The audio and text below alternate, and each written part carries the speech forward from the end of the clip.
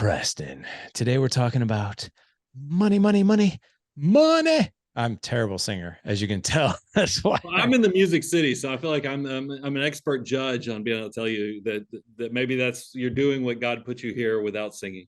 right. uh, you should maybe try to do your best Simon Cowell and tell me how terrible I was. You want to give Oh it a shot? no, I mean, I'm more of I'm old school American, idol. So I'm more of a Randy Dog type guy. I'm gonna build you up. I appreciate it. I don't know, man. With that type of with my voice, I don't think I'd be admitted into the dog pound. But here's that. Well, Brian, I obviously know everything about you. You're in the financial space, two daughters, married for 25 years, but I would just for you to share some context around those things. Yeah, I mean it's I feel like I've done the full gamut. All my wisdom that I try to share with our audience on the Money Guy show comes from actually starting at humble zero, but now having a little jingle in my pocket and then seeing how you go on that journey with a spouse and try to be a good father, try to set a good examples because one of the things I always share with people is you start having success. You hear that stat that 80% of millionaires are first generation. What most people don't focus on is that the failure that to get to that 80%, you have to have 70% by your children will fail, by 90% by the grandkids, meaning that wealth washes through. So a lot of people, I try to focus on how do you be a good parent, a good father, so that your kids don't blow it as you're trying to figure out how to navigate building wealth, but also being a good parent. Well, I mean, isn't it better to build a pile of money and be a mediocre parent? Well, I mean, in this new social media world where everybody flexes, it's the fancy car, the fancy houses. It's a lot of stuff, but not a lot of substance. And that's what Yeah. I think what we focus on in our content is kind of creating a better plan. That's why we have the financial order of operations and other things. So people actually know what to do with that next dollar instead of just letting life happen and you react. Because just like with being a good husband, a good father, you're never going to do that stuff if you're just letting life happen around you. Totally agree. I think it'd be best to share some of these statistics that we were talking about. So the percentage of families that don't have $1,000 in the Yeah. bank for an emergency. Yeah, I get so it shows how nerdy I am because Bankrate updates this data every year, and you can pretty much set your clock to 60% of Americans can come up with $1,000. This year we clocked in right at 57%. Previous year was 56%. All the way around 360, it's a disaster. Wow. So, and let's talk about just some emergencies. I mean, for $1,000, we're talking like, hey, my car needs four new tires Mhm. at that point. So But what do these are people? not catastrophic emergency type. This Right. is exactly right. You dropped your cell phone in the toilet and you don't have enough money to kind of fix it. Yeah. So what do most people just swipe the credit card and I'll just pay it off later, but never get to it? Yeah, that's exactly right. They start that bridge to nowhere of doing credit card debt, paying the 20% plus interest rate that's predatory, and then they never get on the path of actually letting their money work for them and actually work harder than they can with their backs, their brains, and their hands.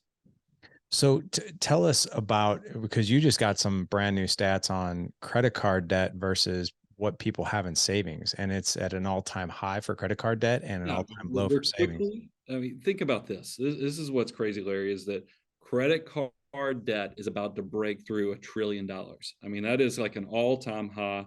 At the same time this is going on, the savings rate of the typical American is cratering and it's down to 3.4%.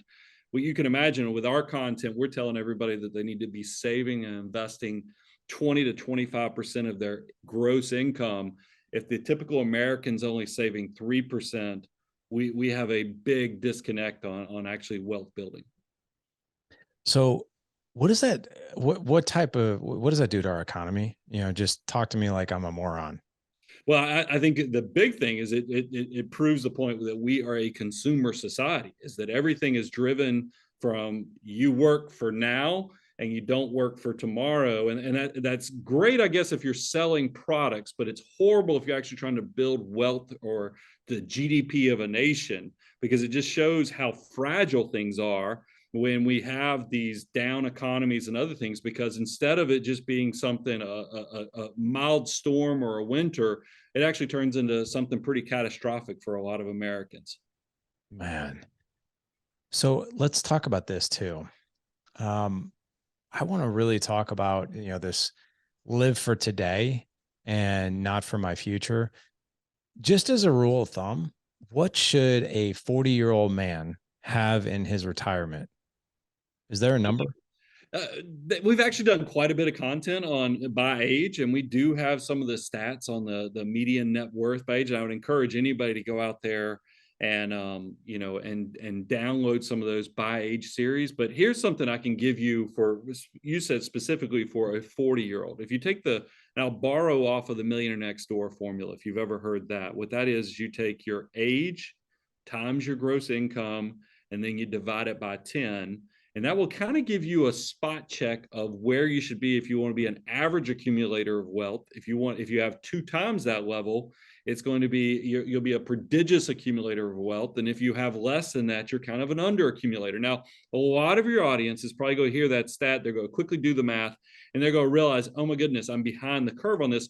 As a 40-year-old, I wouldn't get too worried about it, because those stats I feel like are a little skewed for people, because the average age for a millionaire is 49 years of age. I think a lot of people who you see on social media and the Instagram and everywhere else, where I sound like an old person, I said the Instagram instead of calling it the gram. The Instagrams. Is that most people who are trying to flex, they portray that they're much more successful, but the true journey to wealth actually takes 27 years.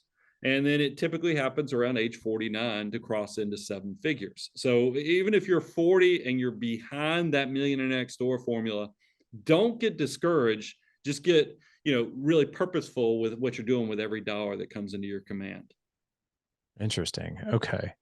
And so when you say a millionaire by the age of 49, what is the true definition of a millionaire? Do you have to have 1 million in cash in the bank, in your IRA, equity in your home, combined with what you have what is the definition? That stat's going to include everything. That's your true net worth, where you add up all your assets, you subtract out your liabilities and your debts, and then what you're left with is your actual net worth.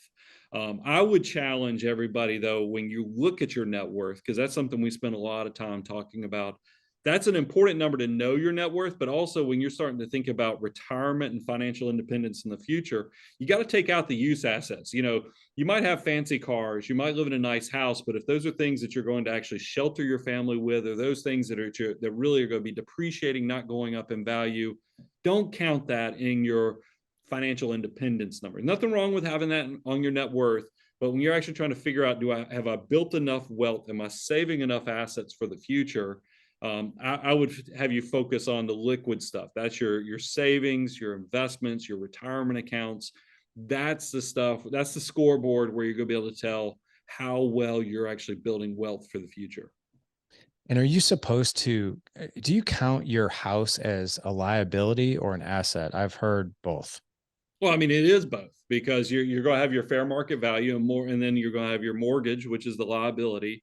And if you've owned a house since specifically anytime after 2020, you probably have equity, because, I mean, with inflation and everything else, the values have shot up. What I tell people, and I think this is the crux of your question, is you do have choices on how you want to disclose that market value on the asset side. Now, the mortgage is what it is. What you owe is what you put down there as the liability. But on my net worth statement, I actually, because I come from an accounting background, I do my cost method, meaning what I paid for the house plus any improvements I put in. I don't go off of what Zillow tells me my house is worth, because I know at the end of the day, I've already even told the family, dig me up a hole in the backyard. This is where I think you're going to lay me to rest. So I don't want to, this is my homestead. This is where I'm raising the family.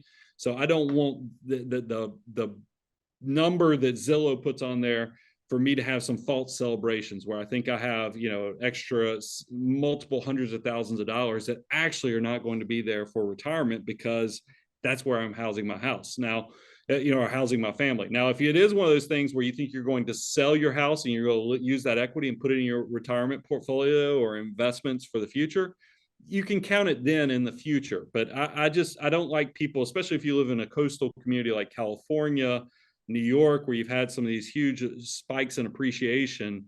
I don't want people thinking they're patting themselves on the back when maybe 7 figures of their net worth is actually equity in the house that they'd have to sell to even get access to. Mm. And what's, I know we're going to talk about this. I just want to lob it out there. I know before we hit record, we talked about home equity lines of credit and having cash on hand and that kind of thing. I want to get there, but not just yet.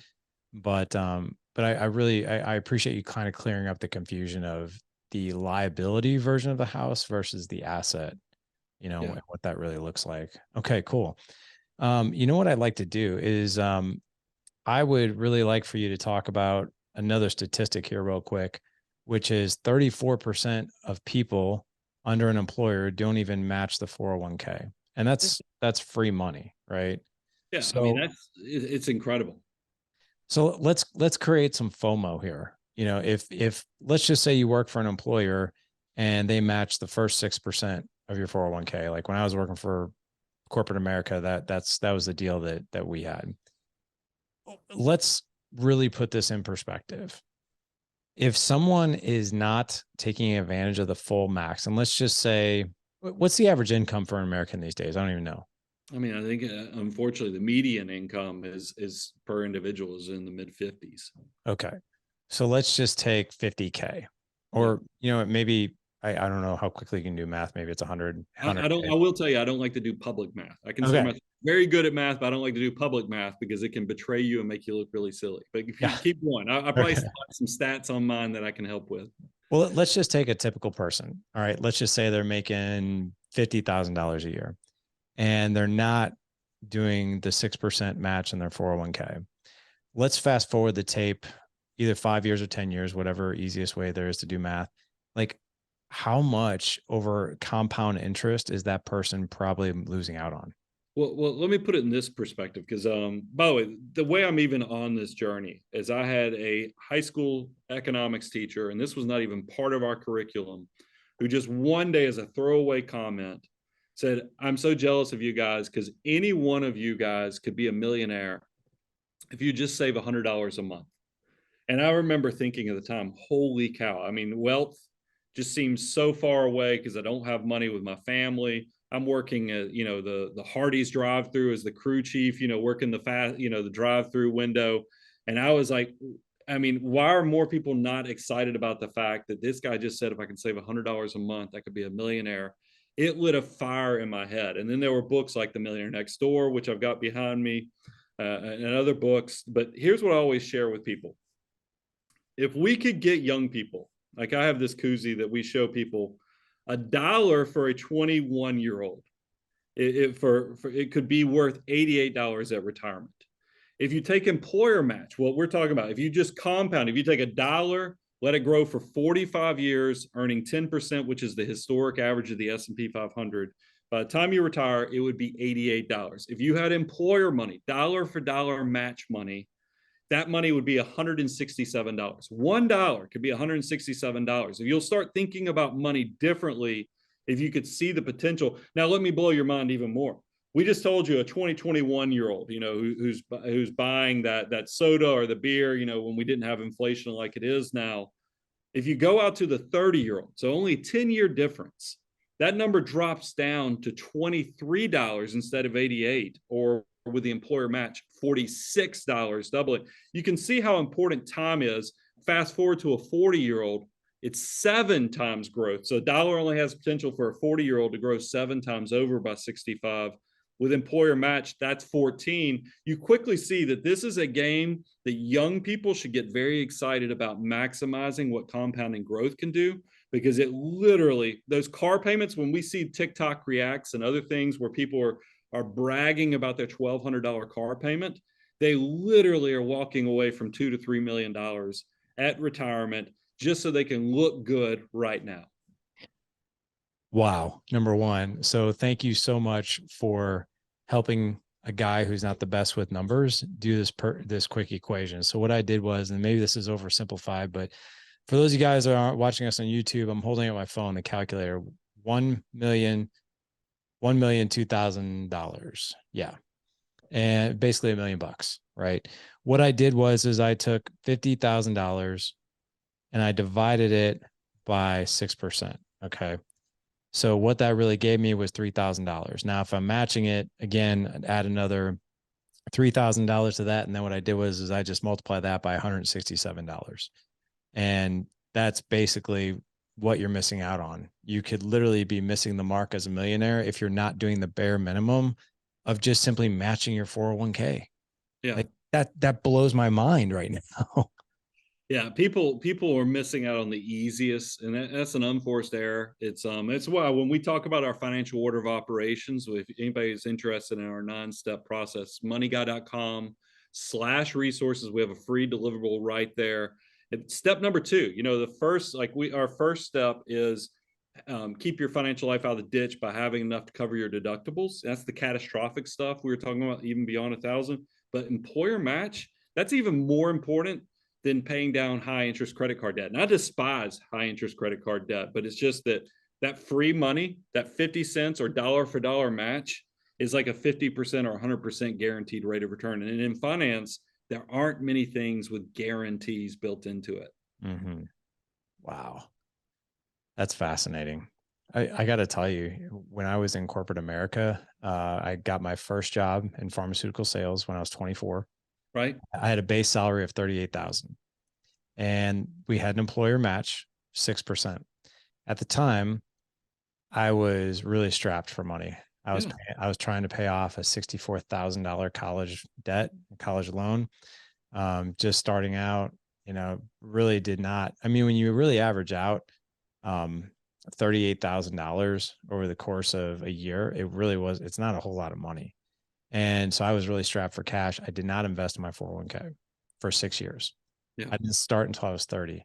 And dude, I kick myself over and over and over again. Like, oh my God. And what I'll tell you, Brian, is for the past 3 years, I've taken my 2 oldest boys, my 2 younger ones are too young, to every quarterly meeting with my financial advisor. Okay. So they can ask questions, so they can hear the conversation. And the cool thing is half of the meeting is spent on them because they now have custodial accounts. They've had their own custodial accounts that they invest in. And my deal with them is like, hey, put away 20% of every dollar you make. If you do that, what I'm willing to do for you is match that dollar for dollar to put into your custodial account so you can watch what happens with compound interest, what happens with your accounts and all that. And we really, with the rate that they're saving, and like I said, it's not that much money, but they're doing it and they're getting in the habit of it. And then I see them getting really, really excited, of what they're saving and how aggressively they're saving. And the cool thing too is when my financial advisor, like, listen, young men, boys, like, look, if you keep doing this very small discipline with this small amount of money, by the time you're 50, this is what your account's going to look like. Yeah. My kids are just like, is that even possible? And they're like, yeah, it's possible. It's very possible. So, teaching kids to do this young, I think, is so important. And like I say, for me, if I could encourage the audience to do anything, it's if you don't know how to teach your kids about finances, but you have a financial advisor or somebody bring your kids along for the education. Bring them up. My kids, I don't ever pose them with questions or like, hey man, when we're in there, ask them this or but what I see as our financial advisor starts talking to them, certain things will click and certain things will trigger. And my 15-year-old, the last meeting we had he's like, can you explain to me what interest means when you're trying to pay off a mortgage? Yeah. And I was just like, he's 15. I didn't even know what a mortgage was. And he's asking like these questions and he's like, okay, well, why do we want to buy when the market dips? I don't understand that. Shouldn't we be selling? Like just things like that where we make those rookie mistakes early on, but he's learning them at like 15. I just think that's so cool. Well, you just hit on something, Larry, that I think is something that I need young people to hear. When I say young people, I'm talking about young men in their 20s and 30s, is that when you start the process, we all feel broke. Like I said, I started at zero. I can remember making same type of decisions you were making, where you forego the match because you're like, man, I need this money to pay down either student loan debt or something like that. But here's what I would ask people to focus on is just a little bit. I mean, this is small incremental decisions you can make in your 20s when you have the maximum compounding growth opportunity. If you can make that small incremental decision, it will blow up in the long term in a great way. And I think a lot of people, they think in goals terms, meaning they're thinking about, how do I pay my mortgage off? Or how do I just pay my credit card minimum balance? How do I get that? And that's what you were probably caught in that world. You needed to create a system. And that's why if I can just get anybody to be energized into saving their first $50 a month, you will have set the first building block of your system of just automated inevitable wealth that will be created. And it's that simple. I mean, that's what creating wealth is, the simplest thing in the world. If you just can have the discipline to start the process of saving and investing in index funds. We live in the greatest time. When I first started investing back in the 90s, there was all these commissions and all these internal fees that really you had to make 4 to 5% before you made your first dollar off of the investment.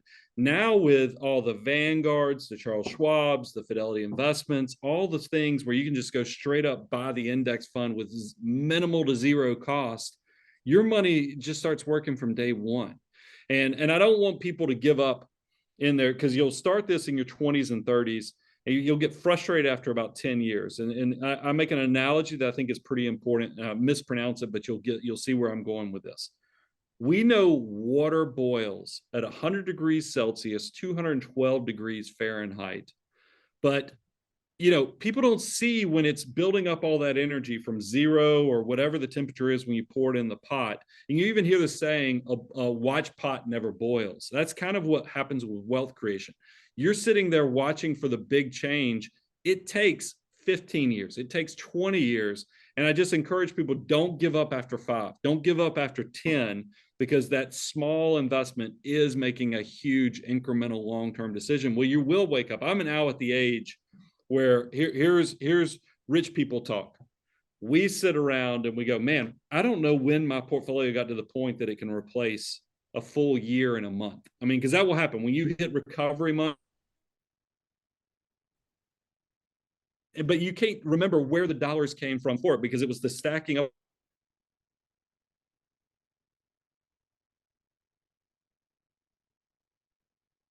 the two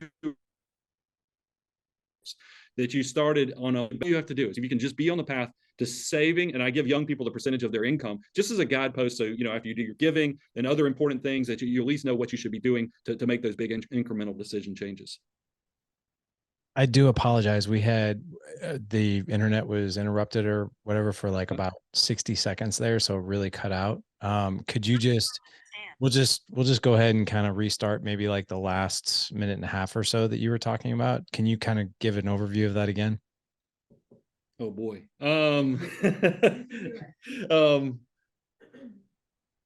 Give me a prompt. Where were we? I don't know, because it started to. You know what? Here's what I would tell people.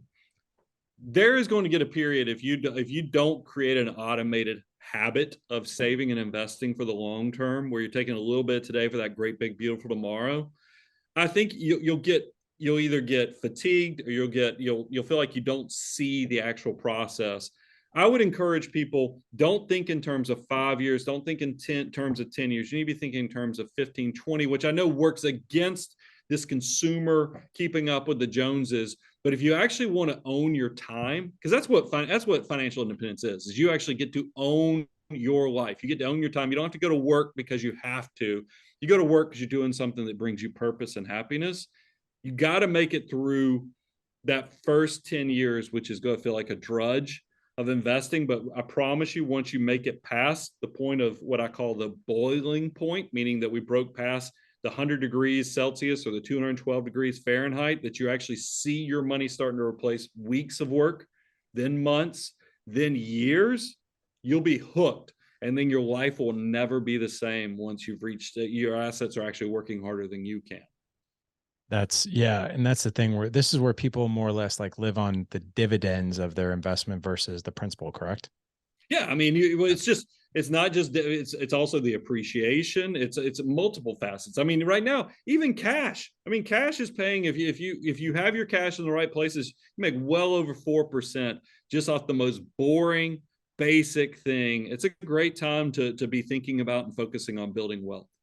When you say, okay, I want to challenge that, right, a little Mhm. bit. And I've always heard that if you have cash, you're losing money, Right. but you started talking about it, and I actually purposely didn't ask you about it before we hit record, because I was like, ooh, I was like, I want to hear more about that, but I just want to know, because I don't know the answer to that. I've always been told if you have cash, that's actually costing you money, but maybe in the market we're in now, is that not the case?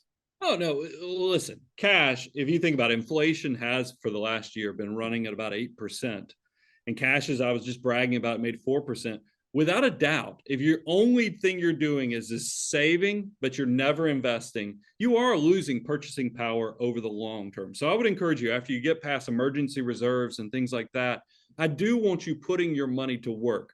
But I also want to say, I think cash gets a bad rap. And the fact that I've fallen into this trap too is that you get so excited about building wealth that there's portions of my life where I said, I don't want to have any cash because I don't want to have that separation from inflation versus what the bank will pay me. So I'm going to have all my money working for me. And then at the time, I thought I was okay because I had what I called access to cash, meaning I had a house with 6 figures of equity on it. I had a home equity line attached to it where the bank gave me a checkbook, they gave me a debit card. So I was thinking I was golden. And then you know what happened in the Great Recession is all that equity that we thought we had, which kind of reminds me in a deja vu way of what has happened after this post-inflation period. We all think we're fat and happy with lots of home equity for all those of us fortunate enough with houses. But I'm telling you, the bank could pull that access away tomorrow. They did it to me in the Great Recession where they sent letters saying, hey, your house has gone down in value. That home equity line is now frozen. You don't have access. So I always encourage people, you've got to have that emergency reserve, so 3 to 6 months. But that's just to keep your life out of the ditch. It's because cash is like oxygen. We take it for granted unless you're underwater. And then you really all of a sudden realize, oh, it's kind of good to be able to breathe when everybody else is losing their jobs, when markets are down and real estate's losing its value. But let me flip the script also, because I'm far enough in the journey that I actually can see cash as a true wealth builder too. Now, I'm not saying do like my parents. I grew up in a house where my parents were great on saving, but they never put the money to work. But after you get through our financial order of operations, step 9, meaning you've saved and invested 20-25% of your gross income. You've made it to step 9. You've even paid down low interest debt like a mortgage or something like that when you're over 45. There is going to come a portion that you've graduated to a point of success that I do tell people to run a little fat on cash, kind of be a mini Warren Buffett, because that's when I've found having extra cash has been the greatest wealth builder, is because when the extroverts of unemployment, market volatility, real estate being down, and I'm sitting fat on cash, I've been able to buy commercial real estate. I've been able to buy assets. Buy Tesla or Apple when they're getting crushed. I mean, these are the type of things is the way wealth builders think about money and cash. It doesn't have to be just thinking about inflation. You need to. That's why I always tell people, the reason we have the financial order of operations. I hate to be the guy who sits here with the thing, but I really do think it's so important. If you go to moneyguy.com/resources, it's free. You'll see the 9 steps. Your whole goal is to build the foundation. Then you start investing on top of the foundation. And then once you reach a level of abundance where you've paid off the mortgages and you own your life, now we can do rich people stuff, which is run a little fat on cash, buy assets when everybody else is scared. That's how you get wealthy. Mm, interesting. Really outside the box, weird question for you. Yeah. So we have a home equity line of credit as well. We actually used it to, do a couple of projects like in our backyard and that kind of thing.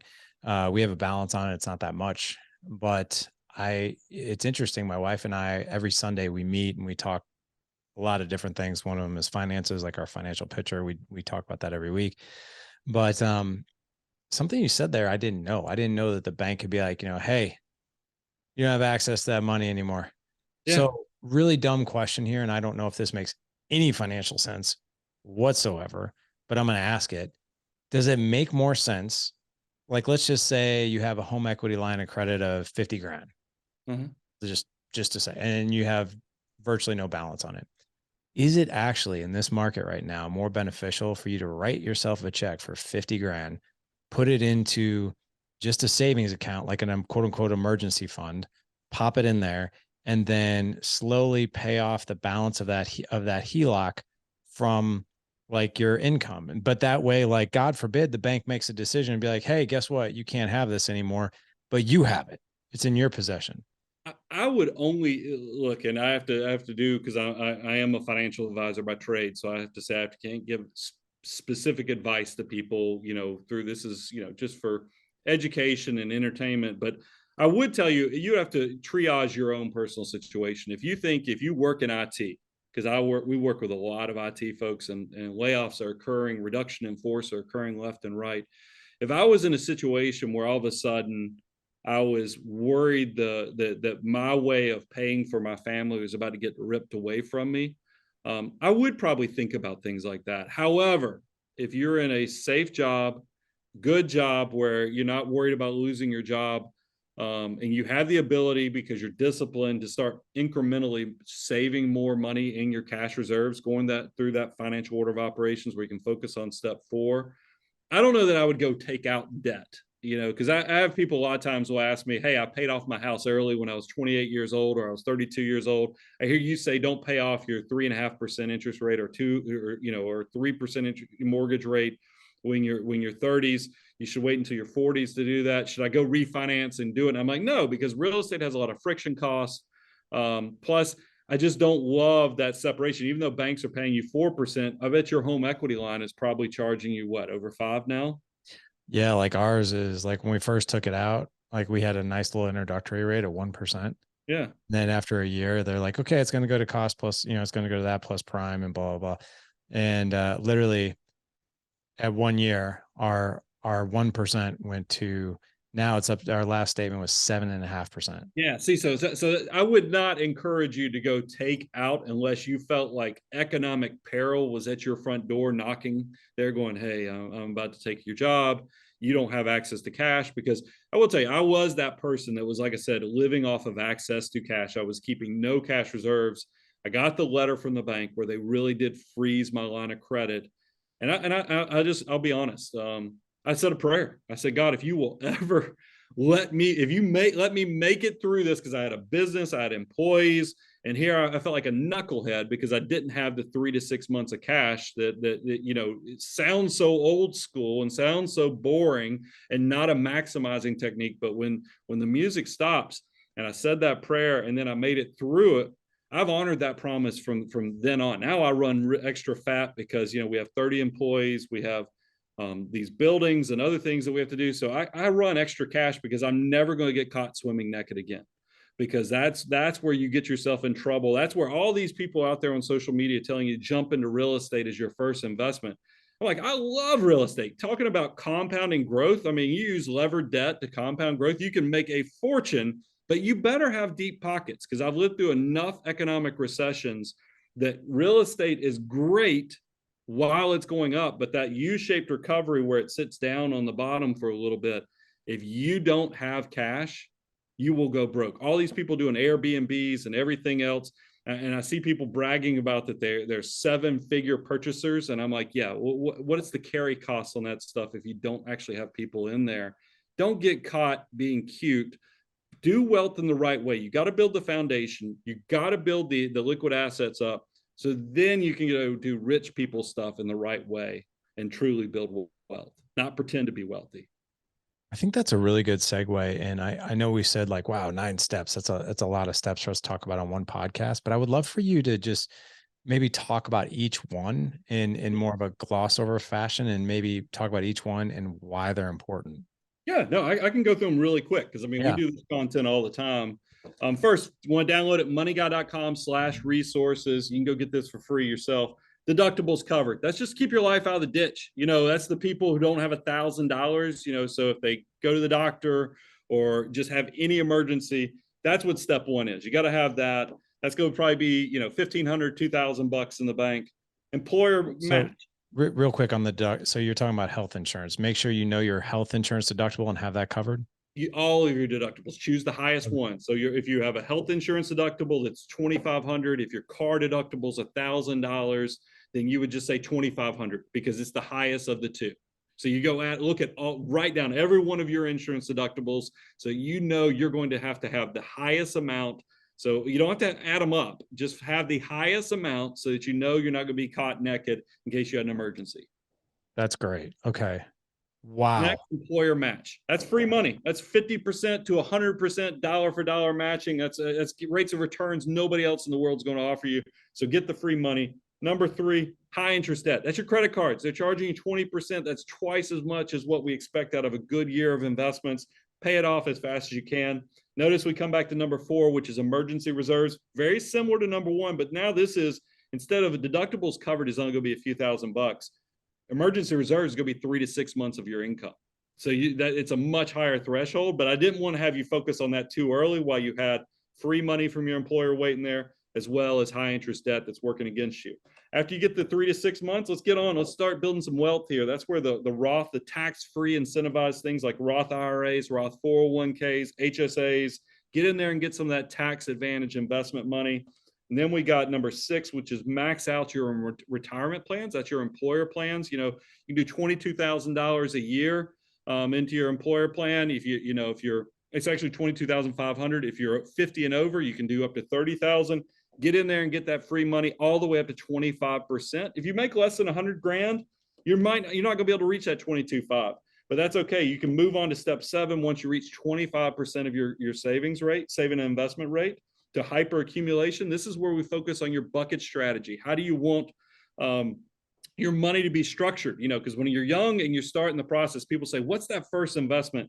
I tell people, go look at those target date index investment funds that Vanguard, Fidelity, and Charles Schwab, where you basically have to think of 2 things.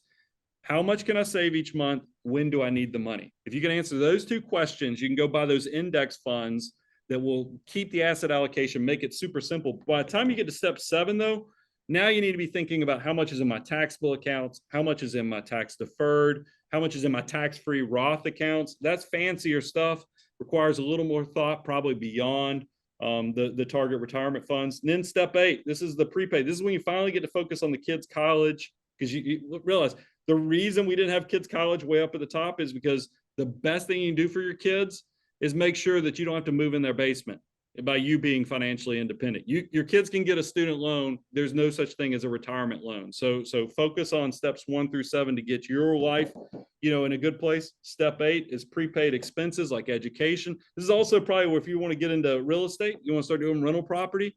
This is step 8 is a great place to jump off, beyond 25%. And then look right there, close out step, got a 3% mortgage. I'm not going to pick on you if you want to pay it off on step 9, because I think that you want to enter retirement with 0 debt to your name. You want to own your life, and that includes even a low interest home mortgage. I'll use myself as an example. I have a 2.5% mortgage. Yeah, I have 90% equity in my house right now, because I had a goal a few years ago to be completely debt free by the time I was 50.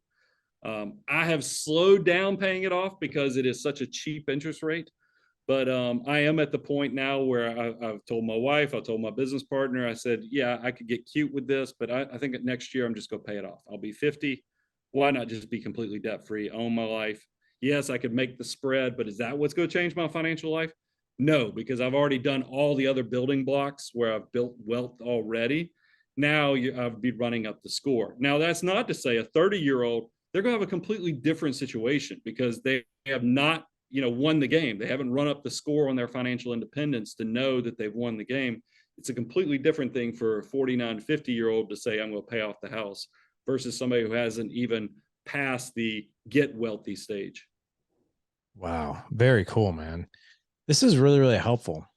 This is the game we drop on the Money Guy Show. I always, what we're hitting on here is what we call the abundance cycle. Is I give away so much free information because I want people to come, learn it, apply it. I don't ask for anything until you reach a level of success, and then I want you to hire us. But it's only after you've reached a level of success. That's why we call it the abundance cycle. You come, just love on it, get it all for free.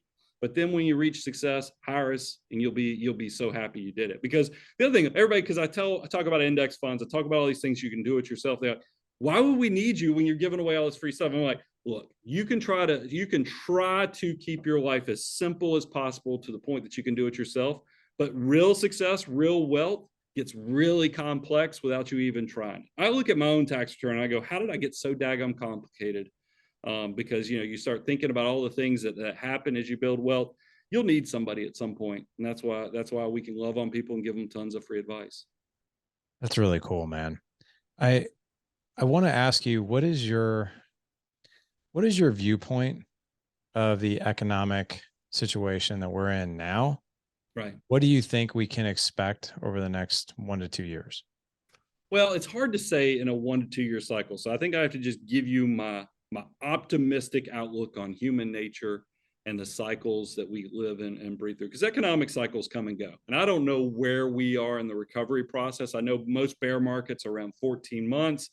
We're already kind of right there at that 14-month because it started in January of last year, this current downturn. So we've put in enough time, but I don't make predictions on where the recovery. I'm hoping that it happens sooner than later. But here's what I do know. I subscribe to this thing called the law of accelerating returns, meaning human nature desires to grow, to innovate, to expand. I mean, and you're going to be able to prosper off of that. I mean, look at all the centuries of mankind just keeps getting better and better and innovating and innovating. If you believe in law of accelerating returns and you believe in the optimistic nature of humankind, you'll be able to make money off of it. And if you think things are volatile or scary now, you're really going to miss out on the chance of a lifetime in 10 years, 15 years, and 20 years. So I'll tell you, I eat my own cooking, as I like to say, and the fact that I'm investing every month. Just always be buying. Don't let the volatility freak you out. Get in there so your money can start working for you. And by the way, volatility is a great creator of wealth. If everybody else is scared to invest right now and you start the inevitable process of investing $100 a month, $200 a month, while everybody's scared, is when you get some of the best opportunities. Wasn't it Warren Buffett that said, buy on fear and sell on joy or something like that? Yeah, it's be fearful when others are greedy and greedy when others are fearful. And he uses all kind of different varieties, because other times he'll say, some people will be out there with thimbles, you need to be out there with buckets. He changes that saying. He's basically saying being a contrarian with your wealth building. If you do the opposite of what the rest of the herd's doing, you'll probably be in a pretty good place. Very cool, man. This is really, really helpful. I took meticulous notes as you were going through those 9 steps and a lot of notes before that. Let me ask you this before we get to ways that people can connect with you. What are we missing here, if anything?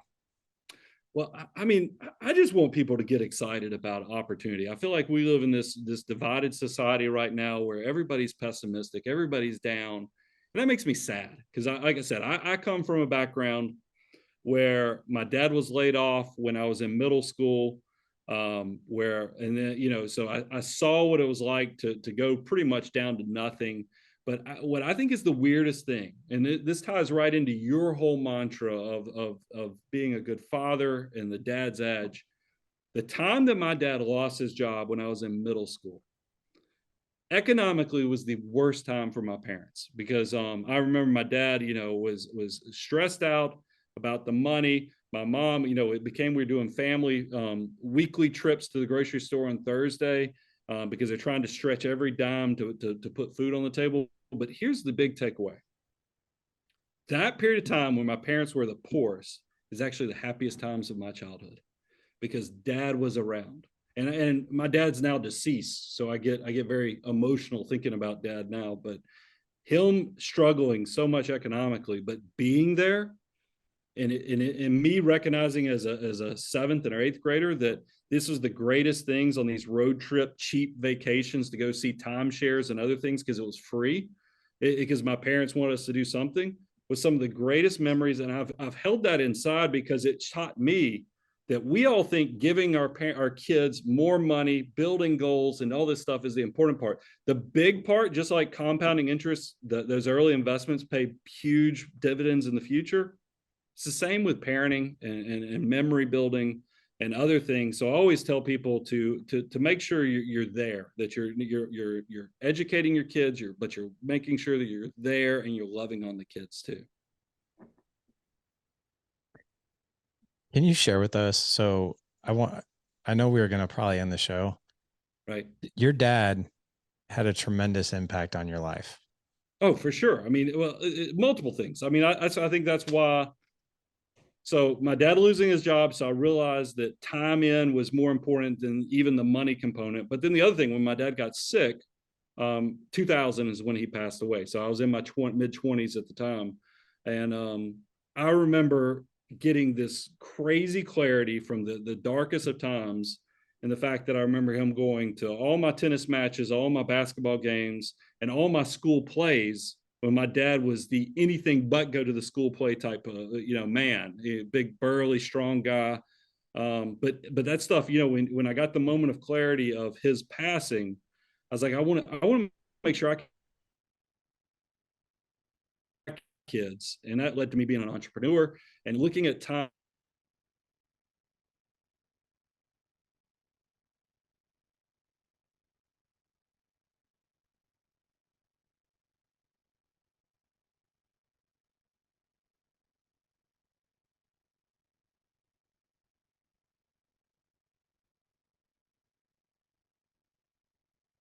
for my wealth management business. It was supposed to be, and it's done incredible things. It's kind of amazing. And I look at him being a big catalyst, even in the darkest of times, of just like it was one of those lemons to lemonade things with him losing his job. His passing has even given me purpose. And I feel like in its own way, it's worked out in a way that I wish he was here, and I'd pay every bit of my fortune for him to be here. But I feel like I can't help but feel like his fingerprints, he would be very pleased with how we've ended up. I hate to do this to you again, but the Wi-Fi went out again. Oh And gosh. it was right when you started talking about so he would come to the plays. Yeah. Okay, and I didn't hear really much after that. So it just hit me that I had a father who was, he made it to all my baseball games, my tennis matches, all my school plays. Even though he was a big burly guy, plays is the last place he'd want to be. He was there. He made sure he showed up and he was present. And I got just this clarity with not only with him losing his job, but also when he got sick, that the lemonade is that sometimes the hardest moments in life can actually give you the clarity to see what do you need to focus on. Just like when he lost his job, being there and being involved with both of his sons' lives was super important, but also with him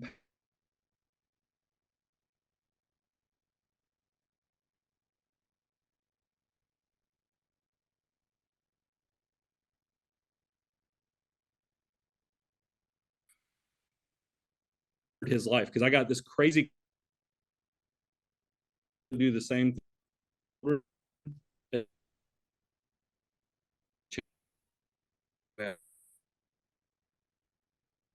time was Hey, leaving the hey, Brian, it's locking up something fierce, man. oh, I'm so sorry. That's Maybe okay. the part, I don't know. It's all right. I feel like we're just getting like, I mean, everything we talked about up until now has been so good, but I want to make sure, man, your picture's frozen again. Am I frozen? Can you hear me, Brian? Brian. Brian.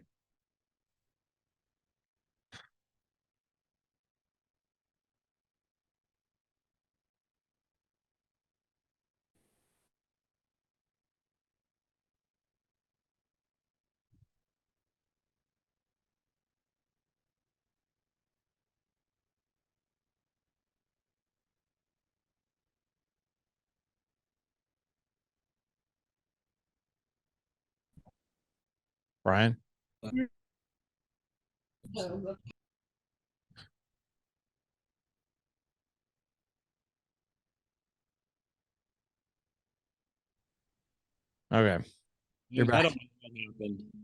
Huh? This this thing's gone sideways on us, and I apologize about that, Larry. No, that's okay. So let's just try it one more time. just go ahead and restart from your dad And they're wasn't. trying to plug in a hard wire on our Okay. high speed just to make sure it's not us. Is that plugged in? Yes, we're good. Is it good now? Let me seems like we're back, but Is it all good? I think we're good. Okay, Larry, set me up again, and I'll try to recapture some of that. Okay, so I think you probably just start over with your dad wasn't the type of guy that would come to the place. Oh yeah. So I mean, it's so interesting looking back that I come from a family. My father was a big, strong, burly guy. You know, he was actually played football. He played at University of Florida. He was a left tackle down there with Steve Spurrier and some other things. So he was a big, strong guy, but he made it to every one of my basketball games. He made it to every one of my tennis matches. He also made it to my plays, which is just not what he probably wanted to be doing, but it was just important for him to be present and to be involved in both his boys' lives. And when he got sick, it's just one of those things where it's it hurt that I lost my father while I was in my mid-20s, but I got this crazy clarity that if I was going to do my life to where I got to show up at my kids' stuff in a way, I had to change things around in a lot of ways. And so that losing him early gave me this clarity of trauma and tragedy to go into entrepreneurship, to actually start paying it forward, to be generous with my time, with my life. And he's everything I do. And he was just, I like to say that I'm probably only about half as funny as my dad, but I've tried to be very purposeful in a lot of the ways that he's done so that I can hopefully have the same experience. So if I left the earth early, because you're not promised tomorrow, that's something that I would like to anybody in the audience to know, is you make sure you live a very purposeful life so that if you leave tomorrow, that your kids are in a good place, your spouse is in a good place, but also so they get that same clarity I got, to where they say, man, even though dad wasn't here for as long as I'd liked, he did it in a good way and in a way that I want to try to emulate and be purposeful with. And I think that ties in a lot to what you're trying to create, Larry. I mean, because the dad edge my dad was the epitome of that, is that he wasn't the most successful person financially, but man, oh man, he is I think I had the best father in the world. And I think that that's something that I would love anybody in the audience to kind of take and try to figure out how you can aspire to do that type of stuff too. So cool, man. Thank you so much for coming on here, man. Before, as we wrap up here, is there a quote that you like to live your life by that's most meaningful to you? I mean, the big thing I do is, I got to tell you, you got to control that inner head. You know, we all have these gatekeepers in our head, that voice. If anybody goes to any counseling with their spouse, that's the first thing they're going to try to get you to get under control. Is that voice an optimist, or is it a pessimist, especially with your people you love? But what I've tried to do is, when you're in that shower and I think a younger version of myself, where I was a warrior and I was trying to take over the world, I used to say, what am I going to do today to be wealthy and successful? And that's pretty common for men, to feel like they're trying to conquer something. But I have found, now that I've come to the other side of the path, is that I wake up and I just say, what incremental thing am I doing today that's going to give me the abundance I want to share with the world? And and I think if you can think in that type of mindset, I mean, it's allowed me to really, and maybe that's rich people talk to say that, but I really do think that can benefit anyone. Don't get focused on goals that have endpoints, like having $1 million or $2 million. Have a life of abundance that you're actually trying to figure out that there's no end point. You just go keep trying to do things in a very purposeful way, in a way that's you wake up and you're excited about every morning. It's such a beautiful question, man, because we usually wake up feeling the opposite, which is, feel so overwhelmed. Why can't I sleep Well, I'm in? still overwhelmed. I'm Right. overwhelmed with good stuff, though. I mean, that's what, Yeah. believe me, anybody on my creative team will know. I mean, we have a list of all these things we have to get through, but it's stuff that you're excited about. I mean, it's no different than you wake up for, as a kid, you have that energy about Christmas morning. Now I have that way about all of our projects and seeing if they hit and connect with our audience. So cool, man. Well, where can men find you if they want more? I know you, themoneyguy.com/resources is one way. What's the rest? Yeah, I mean, look, if you go on moneyguy.com, it's going to have all our avenues. I've been podcasting since 2006. Then we got into YouTube in 2017. Some of our most popular series, if you're brand new to us, go check out some of the Financial Advisors React. That's where we go and give thoughts on crazy TikTok. Look, I sound like an old man again. TikTok videos and other things. But seriously, we try to make money actually be engaging and interesting so you actually change your life. And I'd love for anybody who's watching this, catch the bug I caught, and then it'll be no time at all. You'll be a financial mutant just like the rest of our audience is. Oh man, so cool. Well, guys, not to worry. We're going to have all the links in the show notes for you. So Brian will not be hard to find whatsoever. All you have to do is go to thedadedge.com/413 for this show. Again, thedadedge.com/413. We'll have all of his links in the show notes for you. Brian, this has been amazing, my man. Thank you for coming on. And you made things so simple for us. So simple. And thank you for that.